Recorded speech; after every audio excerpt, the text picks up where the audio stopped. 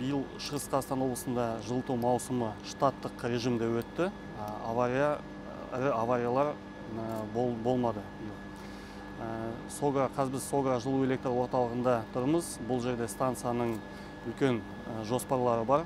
Алдағы 5 жылға, биылғы жылы бұл мекеме энергетика министрлігімен инвестициялық келісімге өтінім тапсырады биыл. Яғни инвестициялық келісімнің негізгі мақсаты бұл станцияны кеңейту, модернизациясын жасау, қосымша 4-ші қазандық қою, қосымша турбина қою, 30 мегаваттық қазандық бізде 60 гигакалорий берілетін болды. Қазір бізде бұл станциядағы профицит 40 гигакалорий, жалпы осы алдағы 5 жылда 100 гигакалорий профицит болады.